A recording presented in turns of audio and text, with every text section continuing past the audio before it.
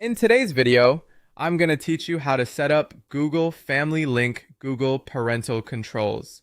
To get started, go to Google's Family Settings and install the Google Family Link app on the parent's phone. Once the app is downloaded, open it and sign in with your Google account. This is the account you'll use to manage your child's device settings, screen time, and content controls, so make sure you're signed into the correct one before moving on. Next, add your child. In the app, choose the option to add a child or select your child if their account is already connected. If your child doesn't already have a Google account, Family Link can guide you through creating one. This part is important because the child's Google account is what connects their device to your parental controls.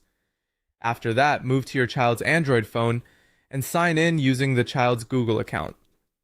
Then simply follow the on-screen instructions to link that device to Family Link.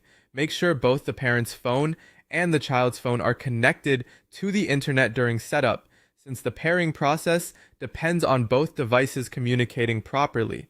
Once the device is connected, you can start setting daily screen time limits. Open Family Link on the parent's phone, select your child, then go to Screen Time, Time Limits, and Weekly Schedule. From there, choose how many hours your child can use the device each day. This helps create a clear routine and gives you flexibility to set different limits depending on the day. You can also set a bedtime or downtime schedule. In your child's screen time settings, choose when the device should be unavailable, such as overnight or during school hours. This is useful for reducing distractions and building healthy device habits. For app controls, go to Screen Time, then Time Limits and App Limits. Select a specific app and decide whether to allow it or block it. You can also set individual time limits for certain apps, which is especially helpful if you want to allow access but still keep usage under control. Next, set up Google Play parental controls by going to Controls and then Google Play.